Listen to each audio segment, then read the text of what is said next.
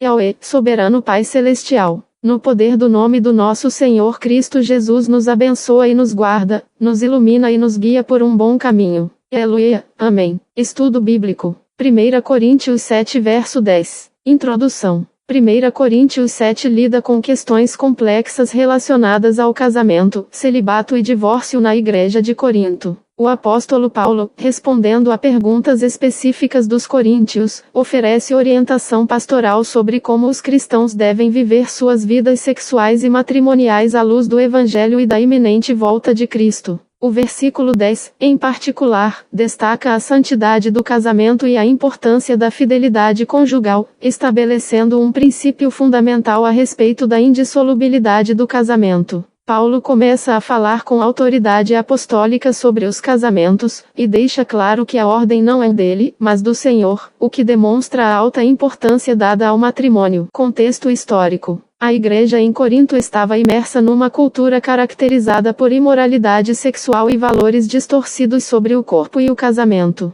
O capítulo 7 reflete as tensões e desafios enfrentados pelos cristãos em um contexto onde o divórcio era comum e a sexualidade era frequentemente tratada de forma leviana. Alguns membros da Igreja de Corinto pareciam ter dúvidas sobre a validade do casamento, ou podem até mesmo achar que o casamento estava os impedindo de alcançar a salvação. Paulo responde a essas questões enfatizando a importância da fidelidade no casamento, versículos 2 ao 5, o valor do celibato, versículos 8 ao 9. E oferece instruções para casais mistos, versículos 12 ao 16, de forma a auxiliar o crescimento espiritual dos membros. A instrução específica em 1 Coríntios 7:10 deve ser vista nesse contexto, como um princípio para lidar com a situação de separação, que deveria ser evitada. Interpretação. 1 Coríntios 7:10, para os que já estão casados tenho um mandamento, que não é meu, mas do Senhor, que a mulher não se separe do seu marido. Expressa um claro mandamento do próprio Senhor Jesus a respeito do casamento, reafirmando o ideal da indissolubilidade do vínculo matrimonial. Essa instrução é baseada nos ensinamentos de Jesus sobre o divórcio, encontrados nos Evangelhos, onde ele enfatiza que o casamento é uma união sagrada instituída por Deus. A perspectiva trinitariana entende que Deus Pai criou o casamento como uma aliança, Deus Filho reafirmou a importância da união, e Deus Espírito Santo capacita os cônjuges a viverem em fidelidade e amor. Para o crente contemporâneo, o versículo serve como um chamado à seriedade no compromisso conjugal. Embora reconheça a realidade do pecado e da quebra de alianças, ele apela aos casais para buscarem a reconciliação e a restauração em vez do divórcio.